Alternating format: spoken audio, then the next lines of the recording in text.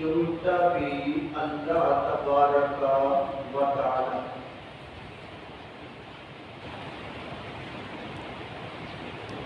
اللہ تبارک و تعالی نے اپنی مخلوقات کو بنایا تو اس ساری مخلوقات میں سے اللہ تبارک و تعالی نے انسان کو چنا اور اسے ایک بڑا اونچا مقام عطا فرمایا۔ لقد خلقنا الانسان فی احسن تقویم، ساری مخلوقات میں سے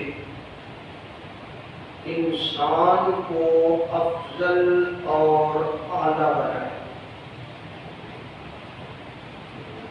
اسی طرح اللہ تبارک و تعالی نے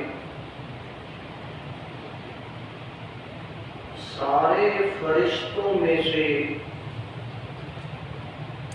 سیدنا حضرت جبریل علیہ السلام کو ایک خاص مقام عطا فرمایا اور انہیں منتخب فرمایا۔ اسی طرح اللہ تبارک و تعالی نے انبیاء کرام میں سے امام الانبیاء حضرت محمد رسول اللہ صلی اللہ علیہ وسلم کو منتخب فرمایا اور انہیں سارے رسولوں کا امام اور مقتدا بنایا۔ تلک الرسل فضلنا بعضهم علی بعض، یہ نبیوں کو ایک دوسرے پر فضیلت دینا یہ اللہ تبارک و تعالی کی شان ہے۔ اسی طرح اللہ تبارک و تعالی نے دنوں کو بنایا، یہ ہفتہ اتوار سوموار منگل 7 دنوں کو بنایا، تو ان دنوں میں سے اللہ نے جمعہ کے دن کو ایک خاص مقام عطا فرمایا۔ راتیں بنائی تو تمام راتوں میں سے لیلۃ القدر کو اللہ نے ایک خاص شان اور مقام عطا فرمایا۔ مہینے بنائے تو مہینوں میں سے رمضان المبارک کو اللہ نے سب مہینوں کا سردار بنایا، سید الشہور بنایا، اور اللہ تبارک و تعالی نے اس مہینہ کو چننے کی وجہ بھی بیان فرما دی کہ میں نے اس مہینہ کو دوسرے مہینوں پر کیوں فضیلت عطا فرمائی ہے۔ اس مہینے کے اندر کون سی ایسی خوبی ہے جس کی بنیاد پر یہ تمام مہینوں سے افضل گردانا جاتا ہے۔ اللہ تبارک و تعالی نے یہ وجہ بھی بتائی اور بڑے کھلے الفاظ میں ارشاد فرمایا، شہر رمضان الذی انزل فیہ القرآن،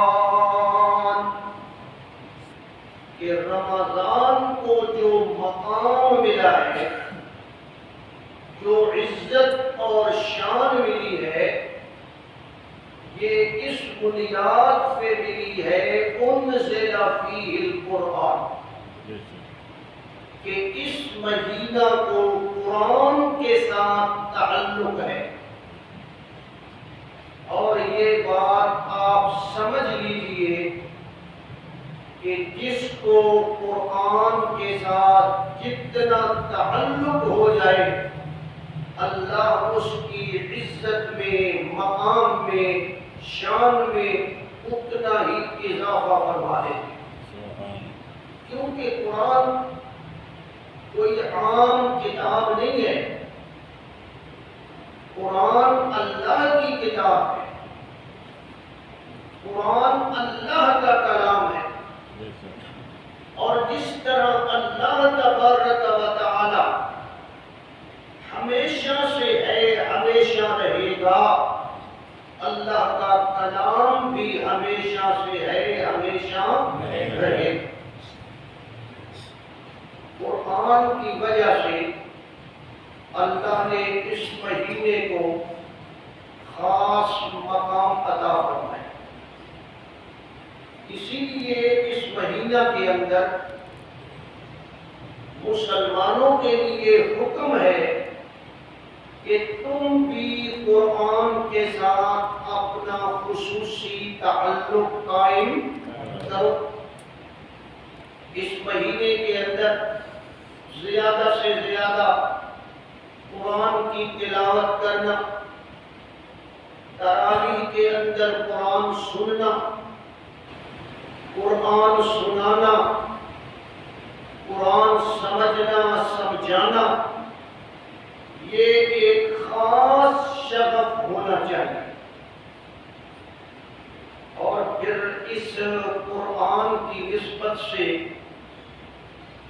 اس رمضان کو اللہ نے اتنا بڑا مقام عطا فرمایا کہ اسے شہر عظیم فرمایا، کہ بڑی عظمت والا مہینہ ہے، شہر مبارک، بڑی برکتوں والا مہینہ ہے، شہر مواسات، ہمدردی اور غمخواری کا مہینہ ہے، اور اتنی بڑی عزت اللہ نے عطا فرمائی کہ اس رمضان کے اندر تم ایک نیکی کرو گے، اللہ اپنے اس کتاب کے اندر ایک نہیں لکھے گا، 70 گنا اضافہ کر کے درج فرمائے۔ یہ رمضان کی شان، اور رمضان کی شان کیوں؟ قرآن کی وجہ سے۔ جب ایک مہینے کو، مہینہ ایک زمانے کا نام ہے، یہ کسی شخص کا یا کسی انسان کا نام نہیں ہے، مہینہ ایک ٹائم کا نام ہے، ایک زمانے کا نام ہے، اور ایک زمانہ، ایک مہینہ جب قرآن کی نسبت سے اتنا بڑا مقام حاصل کر سکتا ہے تو کیا وہ انسان جسے اللہ نے اشرف المخلوقات بنایا ہے، کیا وہ قرآن کے ساتھ تعلق قائم کر کے اپنا رتبہ حاصل نہیں کر سکتا؟ اسی لیے میرے پیغمبر صلی اللہ علیہ وسلم نے ایک پیمانہ بیان فرمایا، پیمانہ، پیمائش، میجرمنٹ بیان فرمائی، فرمایا قرآن کی وجہ سے اللہ کتنے لوگوں کو بلندی عطا فرماتا ہے۔ ان اللہ یرفع بہذا الکتاب اقواما،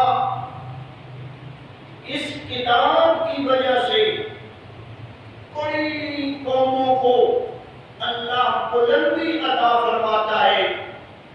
صرف اتنی بات نہیں، فرمایا فَيَضَعُ بِهِ آخَرِينَ، اسی کتاب کی وجہ سے اللہ کچھ قوموں کو ذلیل و خوار اور رسوا کر دیتا ہے۔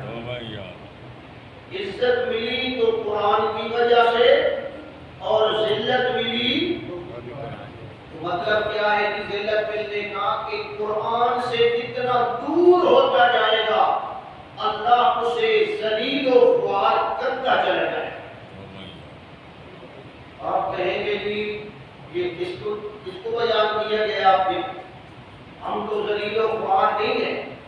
میری اور آپ کی نظر کی بات نہیں ہے، کس کی نظر کی بات ہے؟ اللہ کی نظر کی بات۔ میں آپ کا بڑا احترام کرتا ہوں، آپ میرا کرتے ہیں۔ اصل احترام کون سا ہے؟ جو اللہ کے دربار میں کیا جائے۔ وَلِلَّهِ الْعِزَّةُ وَلِرَسُولِهِ وَلِلْمُؤْمِنِينَ۔ عزت وہی ہے جو اللہ کے ہاں ہو، جو دنیا میں ہو، اہل دنیا کے سامنے ہو۔ اس عزت کا کوئی معیار نہیں ہے، اس عزت کی کوئی بنیاد نہیں ہے۔ بنیاد اس عزت کی ہے جو اللہ کے ہاں۔ اللہ تبارک و تعالی قرآن مجید کی وجہ سے ہمیں مزید عزت عطا فرمائے، اور اسی لیے فرمایا کہ جو قرآن سے ہٹتا چلا جائے گا ایسے سمجھو بلندی سے گرتا چلا جا رہا ہے، اور وہ گر گیا، اور جو قرآن کے ساتھ جڑ گیا ایسے سمجھو جیسے وہ درجات میں چڑھتا چلا۔ قیامت والے دن عالم قرآن، حافظ قرآن جب اللہ کے حضور پیش ہوگا، اللہ فرمائیں گے تم نے قرآن پڑھا تھا، سمجھا تھا، سمجھایا تھا، آج تم مجھ سے اپنا بدلہ معاوضہ لینے کے لیے آیا ہے، اقرا، قرآن پڑھنا شروع کر دے، برق تکے اور اوپر چڑھنا شروع کر دے۔ تو قرآن کی وجہ سے بندہ کہاں جاتا ہے جی؟ اوپر جاتا ہے، چڑھائی کرتا ہے، اس کا درجہ بلند ہوتا ہے۔ رمضان کا درجہ بھی اسی لیے بلند ہو گیا کہ اللہ نے اس میں قرآن کو نازل کیا۔ اب قرآن ہم کرتے ہیں، بعض لوگ اعتراض فرماتے ہیں کہ یہ تو صرف قرآن کی بات کرتے ہیں جی، قرآن قرآن قرآن۔ آپ خود اندازہ لگائیں اب قرآن کی بات یہاں کس نے کی ہے؟ تذکرہ تو روزوں کا تھا نا، تذکرہ تو رمضان کا تھا نا، اور درمیان میں قرآن کو کون لے کر آیا؟ اللہ لے کر آیا۔ تو یہ ہماری بات نہیں میرے بھائی، یہ قانون ہے اللہ کا، اور یہ مہینہ مبارک ہو گیا، افضل ہو گیا، اور پھر اللہ تبارک و تعالی نے اس مہینے کے اندر ہمارے اوپر ایک خاص قسم کی عبادت لاگو کر دی، خاص قسم کی عبادت جو عام دنوں میں بہت کم دیکھنے میں آتی ہے، اور وہ عبادت کون سی ہے جی؟ روزہ رکھنا۔ روزہ رکھنا کچھ کرنے کا نام نہیں ہے، توجہ فرمائیں۔ روزہ رکھنا کچھ کرنے کا نام، کچھ نہ کرنے کا نام، کچھ عمل کرنے کا نام نہیں ہے، کچھ چیزوں کو چھوڑنے کا نام ہے روزہ۔ روزہ ایک ایسی عبادت ہے جو سلبی عبادت ہے، یعنی یہ کام نہ کرو تو تمہارا روزہ صبر کیا جائے گا۔ اس لیے اللہ تبارک و تعالی نے حکم دیا، یا ایھا الذین آمنوا، اے ایمان والو۔ حکم کس کو دیا جا رہا ہے؟ ایمان والوں کو بھی حکم دیا ہے اللہ نے۔ اللہ کو چاہیے تھا سب کو حکم دیتا، نہیں، ایمان والوں کو اس لیے حکم دیا کہ روزہ رکھنے کا فائدہ بھی کس کو ہونا ہے؟ ایمان والوں۔ اگر ایمان نہ ہو تو روزہ رکھنے کا کوئی فائدہ ہے؟ نہ ہو اور آپ اس کو روزہ رکھواتے رہے تو کیا خیال ہے آپ نے نیکی حرام کیا؟ آپ نے بہت بڑا ظلم کیا، اور ہو سکتا ہے کہ اللہ اس کے بدلے میں آپ کو پکڑے کہ تو نے ایک بندے کا عقیدہ درست کرنے کی بجائے اس کو جناب اعمال پہ لگا کر اس کے ذہن میں یہ بات ڈال دی کہ تو بڑا نیک ہے، تو بڑی اچھائی کر رہا ہے۔ میرے بھائیوں، اچھائی اس چیز کا نام نہیں ہے، اچھائی کی اصل جڑ وہ کہاں ہوتی ہے؟ کہاں ہوتی ہے؟ دل میں۔ دل میں۔ ہاں، اگر اس کا نام نیکی ہے نا تو بڑے بڑے انگریزوں کے ممالک ہیں، عیسائیوں کے ممالک ہیں، یہودیوں کے ممالک ہیں، جہاں ان کے اعمال ظاہری طور پر اچھے، وہ پورا تولتے ہیں، انصاف کرتے ہیں، جاپان کے اندر 30 سال ہو گئے آج تک چوری نہیں ہوئی، تو اعمال ان کے اچھے ہیں یا برے ہیں؟ 2 نمبر چیز نہیں دیتے، اعمال اچھے ہیں یا برے ہیں؟ بولے اچھے۔ پھر وجہ کیا ہے؟ پھر وجہ کیا ہے؟ وہ جہنم میں اور جناب ہم کہتے ہیں ہم جنت میں جائیں، وجہ یہ ہے کہ ان کا ایمان درست نہیں ہے۔ تو سب سے پہلے کس چیز پہ توجہ کرنی چاہیے؟ ایمان پہ۔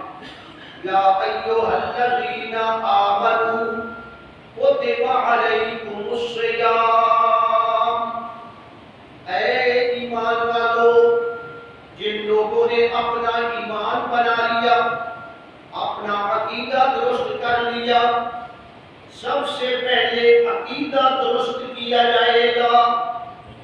اللہ کے نبی نے جو دعوت کا کام کیا تھا، سب سے پہلے کس چیز پر توجہ دی تھی؟ جی ایمان اور عقیدے، ایسی کون سی بات ہے جنتے بھائی؟ 13 سال تک اللہ کے پیغمبر نے کس چیز کی دعوت دی؟ ایمان اور عقیدے۔ تو پہلا نمبر ایمان اور عقیدے کا۔ یا ایھا الذین آمنوا، اے ایمان والو، کتب علیکم الصیام، تمہارے اوپر یہ روزے فرض کر دیے گئے ہیں، تمہارے اوپر یہ روزے لاگو کر دیے گئے ہیں، تمہارے اوپر متعین کر دیے گئے ہیں، تمہیں ضرور یہ روزے رکھنے ہوں گے۔ یہ روزوں کا حکم اللہ نے دیا، اور پھر حکم دینے کے ساتھ اللہ نے تھوڑی سی تسلی بھی۔ یہ کام تھا نا تھوڑا سخت، عام نیکیاں وہ ذرا اور نوعیت کی ہے، اور روزہ رکھنا ذرا اور نوعیت کا ہے۔ تھوڑی تکلیف ہوتی ہے انسان کو، بڑے بڑے لوگ جناب کوئی ہمیں یہ ہوتا ہے وہ ہوتا ہے، تکلیف ہوتی ہے، فلاں ہوتا ہے۔ اللہ تبارک و تعالی نے ہمیں تسلی دی، ورنہ اس کو تسلی دینے کی ضرورت اللہ آقا ہے، ہمارا مالک ہے، ہمارا خالق ہے، ہمارا معبود ہے، وہ کہتا رکھو روزے، بس ٹھیک ہے جی رکھیں گے، لیکن اللہ نے اس طرح نہیں کیا۔ اللہ نے تسلی دی، کما کتب علی الذین من قبلکم، یہ روزے صرف تمہارے اوپر فرض نہیں کیے گئے، یہ مشکل معاملہ صرف تمہارے ساتھ نہیں کیا گیا، یہ کن کے ساتھ کیا گیا؟ کما کتب علی الذین من قبلکم، تم سے پہلے جو امتیں گزر چکی ہیں اللہ نے ان کو بھی یہ حکم، یعنی اس مسئلے میں تم اکیلے یہ نہ سمجھو کہ ہمارے اوپر کوئی خاص قسم کا مسئلہ پیدا ہو گیا، مصیبت آ گئی، نہیں۔ کما کتب علی الذین من قبلکم، تم سے پہلے لوگوں پہ بھی ہم نے یہ حکم نازل فرمایا تھا اور تمہیں بھی حکم دے رہے ہیں۔ پھر اللہ نے اس کی وجہ اور علت بھی بیان فرمائی، حالانکہ آقا کو ضروری نہیں ہے کہ وہ وجہ اور علت بیان کرے، وجہ اور علت جانتے، اس کا سبب اس کی وجہ۔ آقا حکم دے اور غلام پوچھے کہ اس میں مقصد کیا ہے، اس میں فائدہ کیا ہوگا، نہیں، آپ بھی اپنے نوکروں کو، اپنے گھروں میں کام کرنے والیوں کو آپ بھی حکم دیتے ہیں، اگر وہ آگے سے پوچھے کہ حکم تو آپ مجھے دے رہے ہیں، اس کا مجھے مقصد اور فائدہ بھی بتائیں، آپ ناراض ہوں گے یا راضی ہو جائیں گے؟ آپ اسے کہیں گے پانی بھرو، یہ کام کرو، وہ کہیں گے اس کا فائدہ کیا ہوگا، مقصد کیا ہے مجھے بتائیں۔ بھئی تو غلام ہے، تو جناب نوکر ہے، تیری یہ حیثیت ہی نہیں کہ تو مجھ سے میرے حکم کی وجہ پوچھے۔ میں آقا ہوں، جب ایک ادنا سا آقا میرے جیسا، آپ جیسا، اس کو وجہ بتانے کی ضرورت نہیں تو رب کو کیا ضرورت تھی؟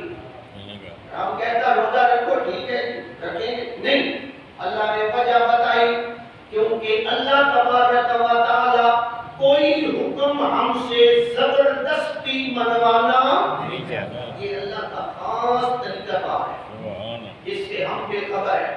اللہ زبردستی حکم نہیں منواتا کہ یہ کرو، دلائل دیتا ہے، عقل کو کام کرتا ہے کہ اپنے عقل کے اندر سوچ اور دلائل دینے کے بعد اللہ فرماتے ہیں اب میرا حکم مان۔ یہ دلائل اللہ کیوں دیتا ہے؟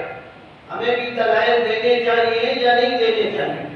دلائل کی بات ہے، دلائل دینے چاہیے، اور اللہ نے وجہ بتائی۔ یا اللہ روزہ رکھوانے کی وجہ کیا ہے؟ بعض لوگ بڑی عجیب عجیب باتیں کرتے ہیں، او جی اللہ کے ہاں رزق کم پڑ گیا ہے، بعض لوگ اس قسم کی من چلے اور اس قسم کے لوگ جناب روزے اللہ نے کیوں رکھوائے ہیں؟ بس یہ اللہ نے روزے اس لیے رکھوائے ہیں کہ رزق کم پڑ گیا ہے، اس لیے اللہ نے کہا کہ نہ کرو۔ اگر کوئی آدمی یہ بات کرتا ہے وہ اللہ کی توہین کرتا ہے اور وہ اسلامی شعائر کا مذاق اڑاتا ہے، میری بات نہیں، پھر آپ مجھ پہ ناراض ہو جاتے ہیں۔ اپنے مولویوں سے جا کر پوچھ لو، اگر کوئی اپنے پوچھو نا مولویوں سے، پوچھو اپنے مولویوں سے پوچھو، اگر کوئی آدمی یہ کہے کہ اللہ کو رزق کم پڑ گیا تھا، اللہ نے روزے رکھوائے کہ تھوڑا ناغہ ہو جائے، تھوڑے پرہیز ہو جائے، رزق پورا ہو جائے، اس قسم کی بات کرے گا فقط کفر، وہ کافر ہو جائے گا۔ جب کافر ہو جائے گا تو پھر آگے کیا اثرات ہوں گے؟ آگے پھر جناب بی بی صاحبہ بھی اس کے لیے حرام ہو جائے، سارا مرتد ہو جائے گا۔ اس لیے اپنے ایمان کی حفاظت کرنا بہت ضروری ہے۔ ہاں تو اللہ تبارک و تعالی فرماتے ہیں کتب علیکم الصیام، روزے فرض کیے گئے تم سے پہلے لوگوں پر بھی فرض تھے، لعلکم تتقون، فائدہ ان کا کیا ہوگا، مقصودی چیز کیا ہے، مقصد کیا ہے، لعلکم تتقون، تاکہ تمہارے اندر تقوی پیدا ہو جائے۔ کیا پیدا ہو جائے؟ تقوی، تقوی، وقا یقین، تقوی، تقوی، وقا کا معنی ہوتا ہے بچنا، بچاؤ کرنا، تو متقی اس کو کہتے ہیں جو بچنے والا، جو بچنے والا ہو، اسی لیے معنی کیا جاتا ہے نا لعلکم تتقون، تاکہ تم پرہیزگاری کرو، یہ معنی لکھا ہے تتقون، پرہیزگاری۔ پرہیز میں کیا ہوتا ہے؟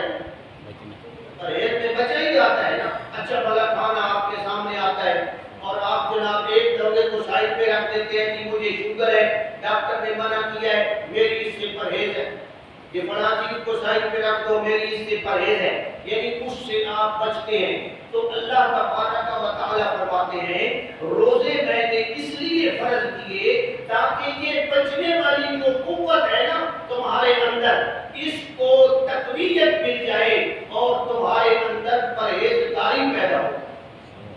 پرہیزگاری، کچھ کاموں سے بچنا۔ شریعت کے اندر دو قسم کے حکم ہیں۔ کتنی قسم کے؟ دو قسم کے۔ کچھ کام ہیں کرنے والے کہ یہ کرو، یہ کرو، کرو، آگے بڑھو، آگے بڑھو، کرو، اور کچھ کام ایسے ہیں یہ نہ کرو،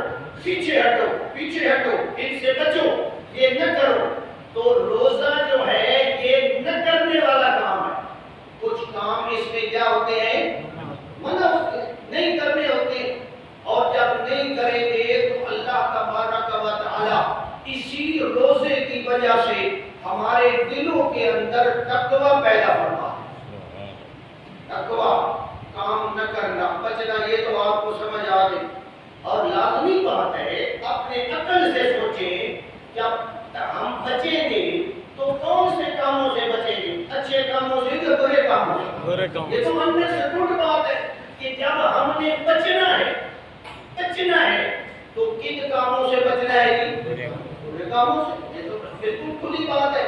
اور برے کاموں میں سے سب سے بڑا برا کام کون سا ہے؟ شرک کرنا۔ جو شرک سے بچے وہ سب سے بڑا متقی ہے، وہ سب سے بڑا اول درجے کا متقی ہے۔ غلط عقائد سے بچے، عقائد سے وہ سب سے بڑا متقی ہے۔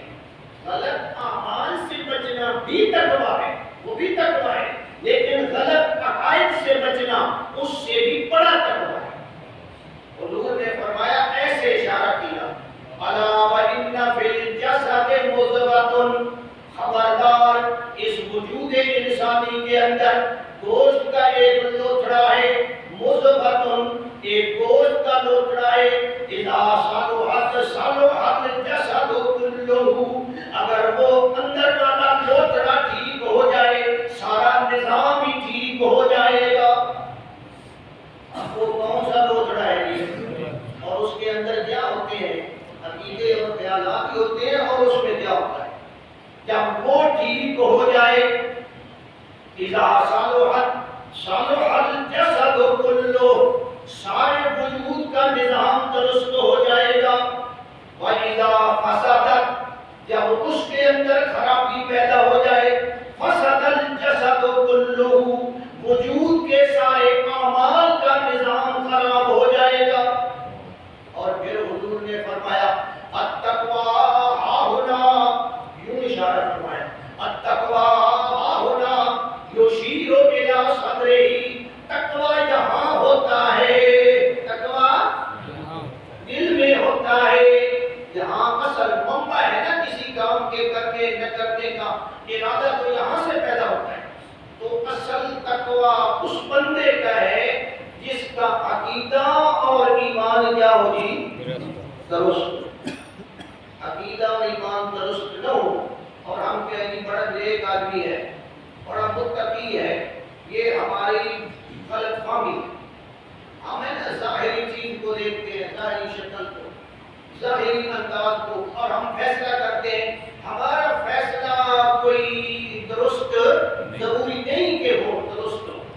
درست فیصلہ وہی ہوگا جو دل کو دیکھ کر کیا جائے گا، اور دل کو دیکھنے والا کون ہے جی؟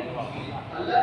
ہم تو ظاہر کو دیکھتے ہیں، بھائی جی یہ شکل شمال ایسی ہے، پتہ کوئی دیر نہیں لگتا ہے۔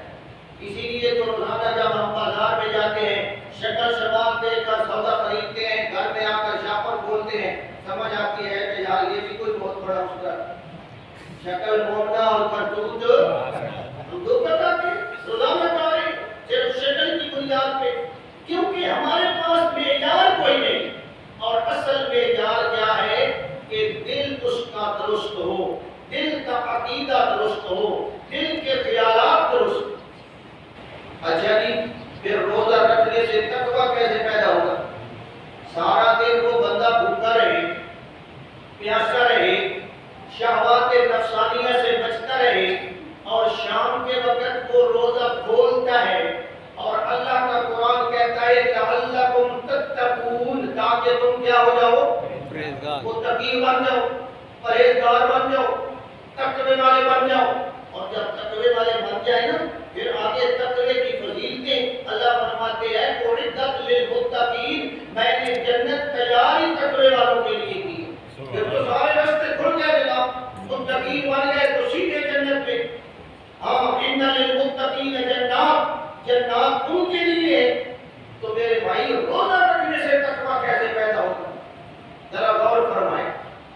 روزے کے اندر انسان جب روزہ رکھتا ہے، جب اللہ کے ساتھ ایک وعدہ کرتا ہے کہ یا اللہ آج میرا روزہ ہے اور کرنے کے بعد سارا دن ان چیزوں سے بھی بچتا ہے جو چیزیں اس کے لیے در حقیقت کیا تھیں؟ حلال. در حقیقت وہ حلال ہے. عارضی طور پر، ٹمپریری طور پر وہ چیزیں اللہ نے ایک امتحان کے طور پر ہمارے اوپر 12 گھنٹے کے لیے 14 گھنٹے کے لیے حرام کر.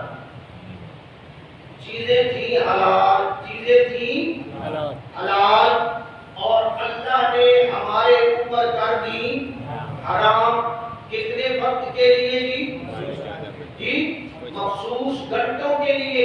اور جب وہ چیزیں اللہ نے حرام کر دی ہیں تو اللہ تبارک و تعالی نے ہمیں یہ بات سمجھا دی کہ جب میں حرام کر دوں کسی چیز کو، جس طرح تم حلال سے بچتے ہو 12 گھنٹے، اسی طرح تم نے ہمیشہ ہمیشہ ہمیشہ کے لیے حرام سے بچے.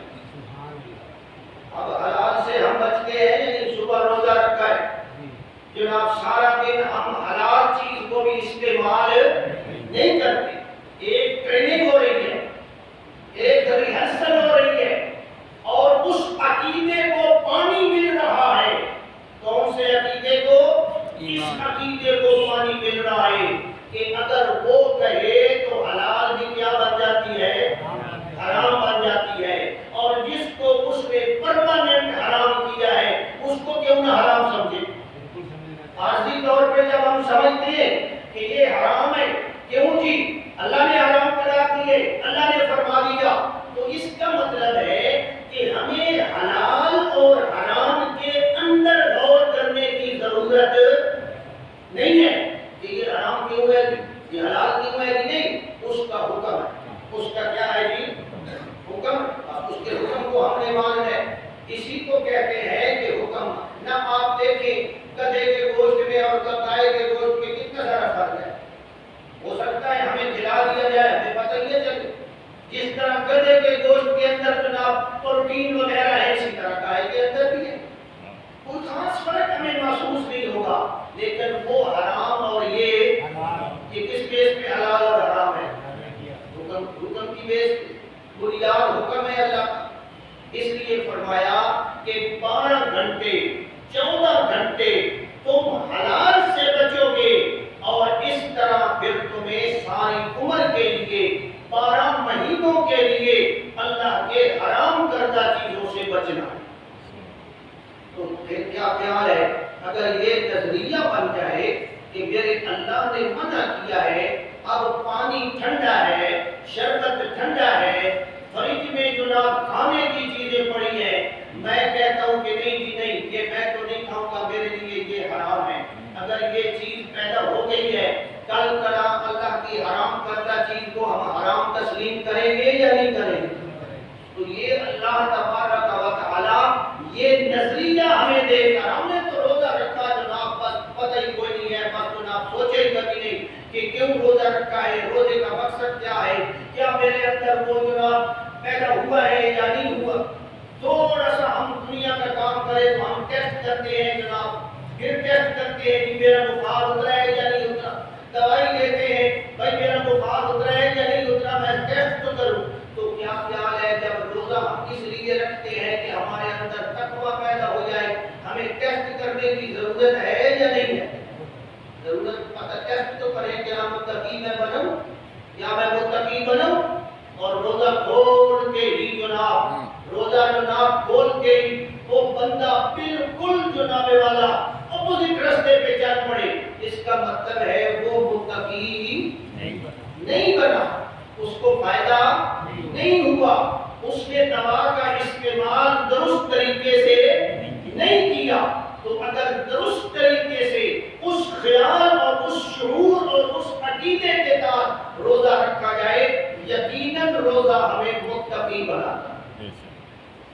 دوسری بڑی بات یہ ہے کہ صبح و سحری کے وقت جب ہم اٹھتے ہیں، کھانا کھاتے ہیں، پروگرام ہمارا کیا ہوتا ہے، آج کیا کرنا ہے، روزہ رکھنا ہے.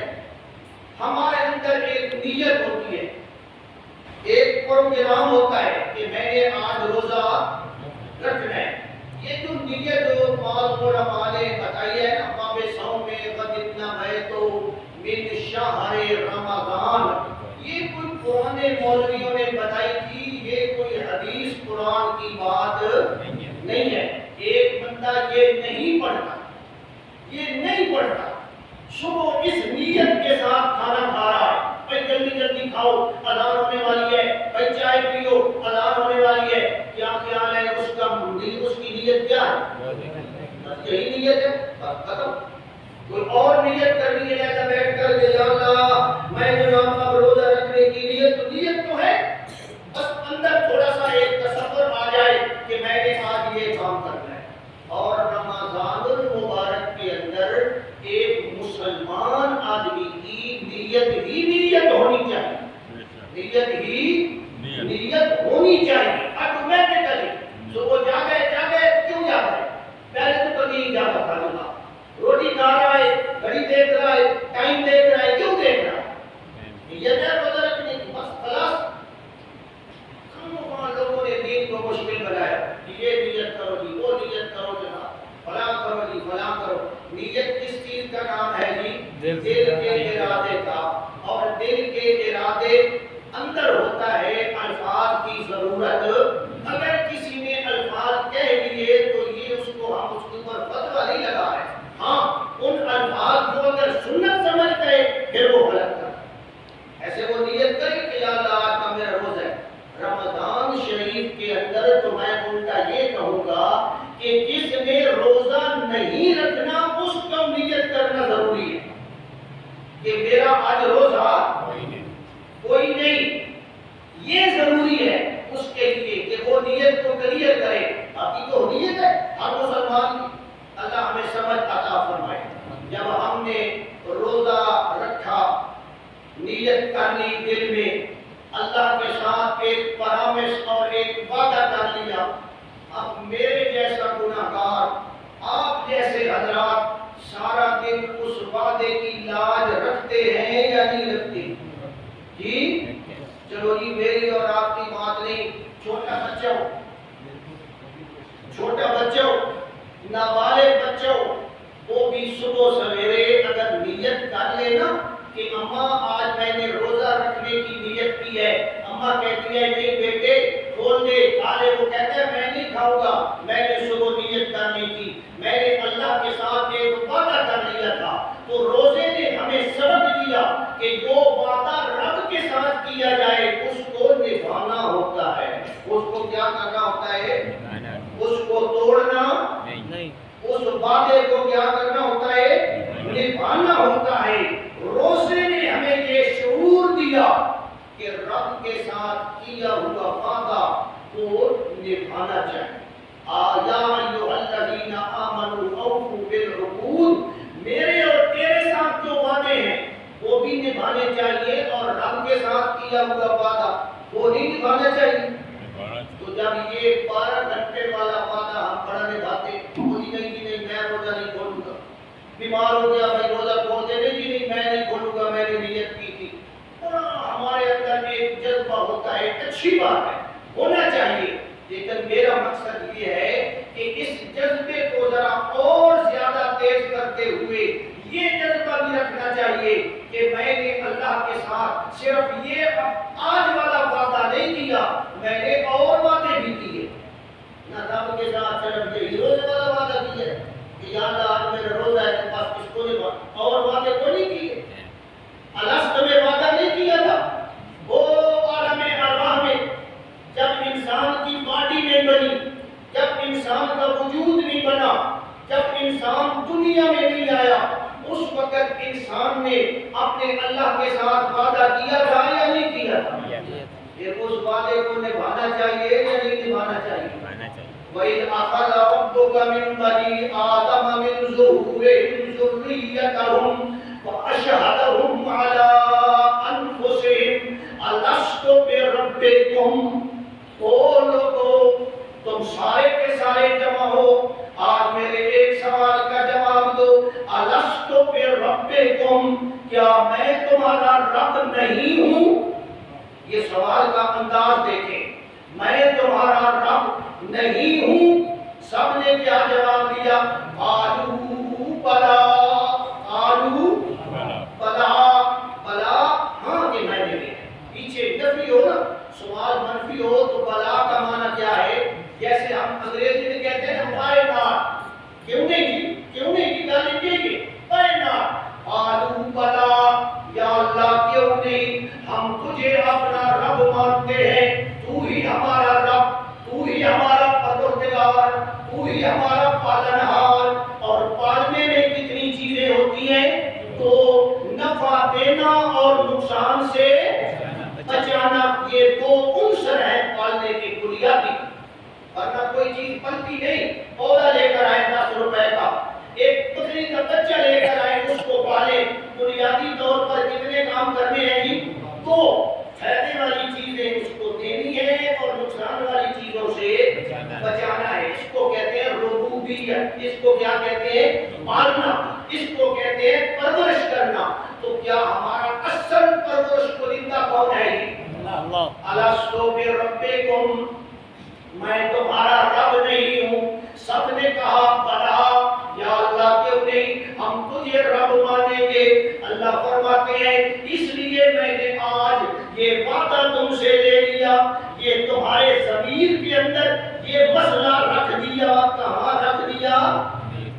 ضمیر اس لیے والی ہے یہ وجود تھا تو اللہ نے کہاں رکھا؟ روح کے اندر، روح کے اندر اللہ نے یہ مسئلہ مکس کر دی، اور ایسا مکس کیا جناب کہ آج دنیا میں آنے تک بھی وہ مسئلہ اس کی روح کے اندر موجود ہے۔ الستو بربکم، میں تمہارا رب نہیں ہوں؟ قالوا بلا، یا اللہ کیوں نہیں؟ اللہ فرماتے ہیں شہدنا ان تقولوا یوم القیامت انا کنا عن ھذا غافلین۔ آج یہ مسئلہ میں نے تمہیں بتوا دیا، سمجھا دیا، پھر ایک ٹائم وہ بھی آئے گا، قیامت کا دن آئے گا، مرنے کے بعد ٹائم آئے گا، پھر میں اسی مسئلے کے بارے میں تم سے پوچھوں گا، پھر تم سے پوچھوں گا۔ یا اللہ ہمیں دوبارہ یاد نہیں رہے گا، کیا کرے گا؟ ہمیں تو بھول جائے گا۔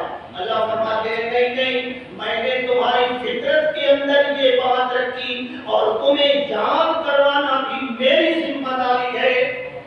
سأرسل إليكم رسلی، وہ لوگوں میں تمہیں دنیا میں بھیجوں گا، پھر صرف یہ نہیں، میں تمہیں سوچنے سمجھنے کے لیے دماغ دوں گا، سننے کے لیے کان دوں گا، دیکھنے کے لیے آنکھیں دوں گا۔ اگر ان سے صحیح کام لو تب بھی تمہیں میری پہچان ہو جائے گی، لیکن چلو ان کے علاوہ سأرسل إليكم رسلی، میں تمہارے اندر اپنے رسول بھیجوں گا، یذکرونکم عہدی و میثاقی، اور وہ میرے رسول اور میرے پیغمبر آ کر تمہیں یہی باتیں یاد دلائیں گے۔ یہ یاد دلانے کا انتظام بھی اللہ نے فرما دیا یا نہ فرما دیا؟ یذکرونکم عہدی و میثاقی، میرا یہ وعدہ یاد دلائیں گے۔ یا اللہ رسول تو چلے جائیں گے، دنیا سے چلے جائیں گے، فرمایا وَأُنزِلُ مَعَهُمْ كُتُبِي، میں ان پہ کتابیں بھی نازل کروں گا۔ اگر رسول چلا گیا تو رہنمائی کون کرے گی؟ کتاب۔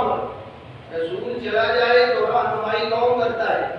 حضرت صدیق اکبر رضی اللہ تعالیٰ عنہ نے جب یہ بات سمجھے، یہ سمجھنے والی ہے، حضرت ابو بکر نے کیا فرمایا تھا جب وہ حضرت عمر کہہ رہے تھے کہ حضور کی وفات نہیں ہوئی، حضور کی ڈیتھ نہیں ہوئی، حضور ابھی زندہ ہے، ابھی یہ کریں گے وہ کریں گے، حضرت ابو بکر رضی اللہ تعالیٰ عنہ نے فرمایا کہ رسول اللہ صلی اللہ علیہ وسلم چلے گئے۔ یہ سوال پیدا ہوتا ہے کہ چلے گئے ہم، پھر ہمارا کیا بنے؟ ہم کہاں جائیں گے؟ ہم کہاں سے رہنمائی لیں گے؟ فرمایا وَإِنَّ کتاب اللہ بین اظہرنا، یہ حضرت ابو بکر کے الفاظ ہیں، وہ تو چلے گئے لیکن یہ کتاب ہمارے سامنے موجود ہے، یہ تو نہیں چلی گئی نا۔ وَهُوَ النُّورُ وَالشِّفَاءُ، یہ کتاب نور بھی ہے اور شفا بھی ہے۔ اب ہم کی کتاب سے لیں گے تو رسول چلا جائے تو رہنمائی کہاں سے لینی ہے؟ یا قبر پہ جا کے لینی ہے؟ نہ صحابہ حضور کی قبر پہ گئے تھے رہنمائی لینے کے لیے؟ سمجھے نا، صحابہ کے اندر کوئی اختلاف نہیں پیدا ہوا۔ ابھی اللہ کے نبی فوت ہوئے، ابھی آپ کا وجود مبارک پڑا ہے، صحابہ کے اندر اختلاف پیدا ہو گیا تھوڑی تھوڑی باتوں پہ۔ ایک آیا کہ حضور کی قبر کہاں بنانی ہے، جہاں بنانی ہے بیت المقدس میں، مدینہ میں، مکہ میں، اختلاف پیدا ہو گیا۔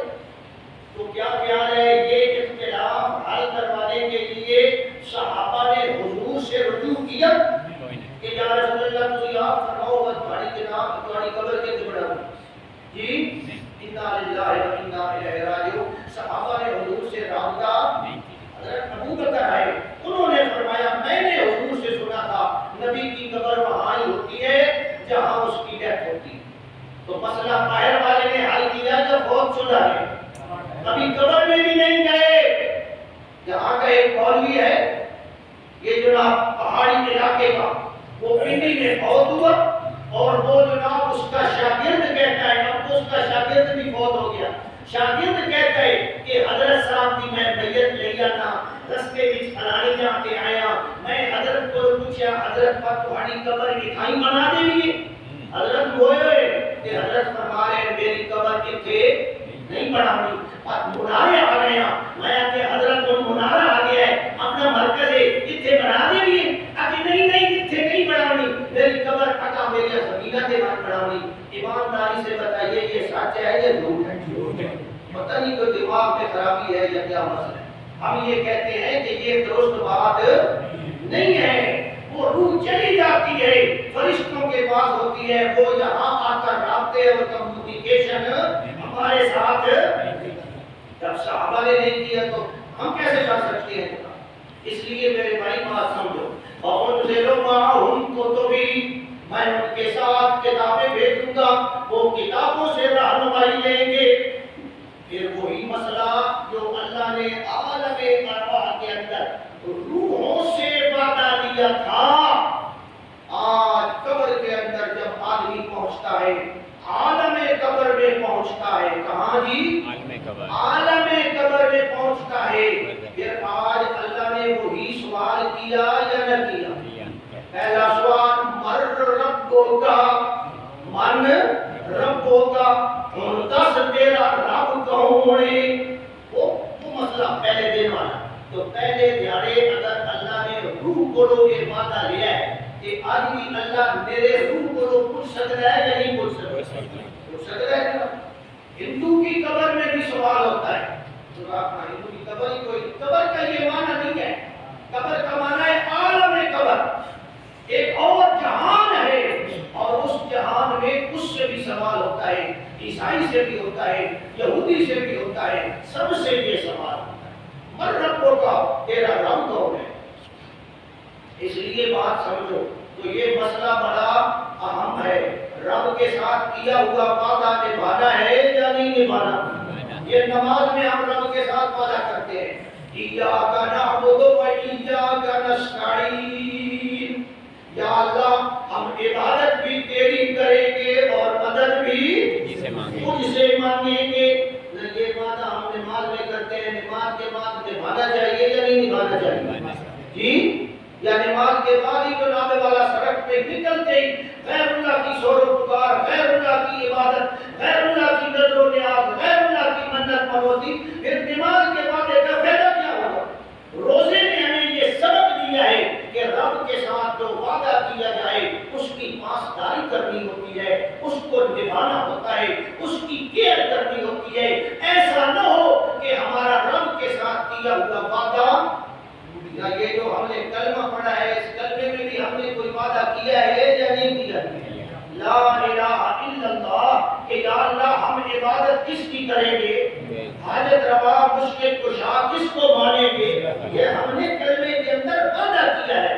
اسی لیے تو علامہ اقبال کہتا تھا چمی گویم مسلمانم پلرزم، چمی گویم فارسی ہے، چمی گویم مسلمانم پلرزم، کہ جدوں میں یہ گل آدھا میں مسلمان ہاں، ایک باری میں کم رہنا، میرے جسم کے اوپر کمر مارا آ رہتا ہے، میں لرز جاتا ہے میرا جسم، کیوں لرزتا ہے کہ دانم مشکلات لا الہ را، کہ میں لا الہ کی مشکلات کو جانتا ہوں، آگے جو سیڑھیاں چڑھنی ہے، آگے جو رستہ میں نے طے کرنا ہے، اس عقیدے کی بنیاد پہ وہ رستہ بڑا کٹھن ہے، اور اس لیے مجھے جناب یہ جھرجھری آ جاتی ہے اور میرا جسم کام ہو جاتا ہے۔ لا الہ الا اللہ یہ نہیں بتا کہ پڑھ چھوڑیا توتے آپ جناب منتظر مسلمان ہو گئے۔ لا الہ الا اللہ جگہ کے مسئلہ کی تو بندے میرے خلاف ہو گئے، ماشاءاللہ ہم بندے کچھ سمجھ گئے، تھوڑا تھوڑا نا ہے برداشت کرنے، پہلے تو پانی یاد ہے جمعے دی ہوتے جناب بندے آ کے میرے نال بھڑ گیا کہ کیا مسئلہ کیوں کیتا، وہ بولو نا جناب میں مسئلہ کیتا کہ کلمہ پڑھنے سے بندہ مسلمان نہیں ہوتا، نہیں ہوتا، اگلی گل دسو میں کہہ رہا ہوں کلمہ پڑھنے سے بندہ مسلمان نہیں ہوتا، بندہ مسلمان اس وقت ہوتا ہے جب کلمے کا معنی جان کر اس کو سچے دل سے مانتے ہوئے پڑھے۔ ایک تو بندے جناب انگریز وغیرہ سارے کے عیسائی کیا ایک کلمہ کا نام کو کلمہ پڑھو کوئی نہ کلمہ پڑھ سکتا پڑھ دے سکتا سنا دے سکتا، تو پھر جو نام والا کلمہ پڑھنے سے پھر بندہ مسلمان کلمے والا عقیدہ ماننے سے بندہ مسلمان ہے۔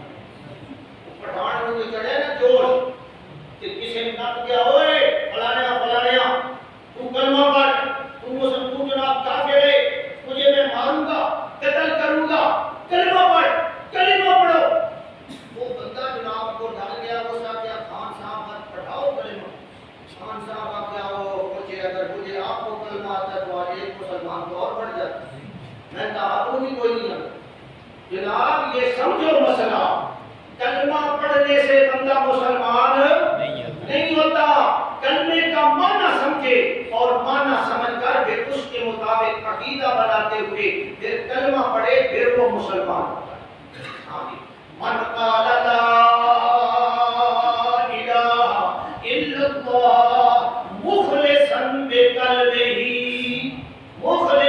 بقلبہ سچے دل سے پڑھے تب وہ کیا ہوتا ہے، تو کلمے کے اندر بھی ہم نے وعدہ کیا ہے، اس وعدے کو نبھانا ہے یا نہیں نبھانا۔ جب ہم نے کلمہ پڑھا ہے یہ مطلب یہ سمجھو بھئی اے اساں گاٹے کپڑا پائے کہ اے اساں دے کپڑا رب دے رسول دے ہاتھ کے اے جی میں تہاڈا غلام ہاں بندہ غلام ہاں جویں تسی آکھو اج تو پیچھے میں انجے، یہ ہے کلمے کا مفہوم، رب جدھر لے جائے جو حکم دے مانوں، اگر جناب والا میں سر چھکا سرکشی کرا، سرکشی کا میں نے جانو غلام کے گاٹے چھوڑے نا رسا کہ مالک بندے میں غلام نہیں کرے کہ ایک سرکشی سر کھینچنا، اگر میں سرکشی کروں تو پھر وہ مسلمان کا مطلب ہی یہی ہے کہ جو فرما برداری اختیار کرے، جو تابعدار ہو جائے۔ تو جناب کسی نے کسی غلام سے کہا، غلام کسی نے خریدا اور اس نے جناب مالک نے غلام سے پوچھا بھائی کھائے گا کیا، غلام آپ کے آقا صاحب ہو تسی آقا ہو مالک ہو جو کھلا دو میں کھا رہا ہوں، یار کپڑے تیرے خریدنے کیڑے کپڑے پیسے اس آپ کے آقا تسی آقا ہو مالک ہو کیڑے کپڑے پواؤ میں پا لے اور یار تو رہائش کتنے رکھ سے وہ تسی آقا ہو مالک ہو جتنے آقا میں رہائش رکھ سا جناب، مالک بڑا حیران ہوا وہ سکے یار میں تیرے کو کچھ دا بیان تیرے کھانا پینا رانا رہائش وغیرہ تیری اپنی مرضی کوئی نہیں، تیری اپنی کوئی خواہش نہیں، میں کچھ نہ کھانا تو آتا ہے یہ نہ کھوا دے سو۔ غلام نے آکھیا آقا جی اگر اپنی مرضی کرنی ہوتی تو غلام ہی کیوں کرنا، غلام بننے کا مطلب یہی ہے کہ میری مرضی ختم اب مرضی کس کی چلے گی۔ تو روزے نے یہ سبق دیا کہ جب ہم نے اللہ کے ساتھ وعدہ کر لیا ہے اس وعدے کو نبھانا ہے یا نہیں نبھانا، پھر باقی چیزوں کو بھی نبھانا ہے یا نہیں نبھانا۔ اس نے کہا حلال حرام ہو گیا ہم نے مان لیا یا نہ مان لیا، اور اس نے کہا یہ پرماننٹ حرام ہے، یہ سود ہے، یہ رشوت ہے، یہ غیر اللہ کی نظر و نیاز ہے، یہ فلاں چیز ہے، یہ پرماننٹ حرام ہے، اس کو بھی حرام ماننا چاہیے یا نہیں ماننا چاہیے۔ اللہ مجھے آپ کو عمل کی توفیق عطا فرمائے۔ وآخر دعوانا الحمدللہ رب العالمین۔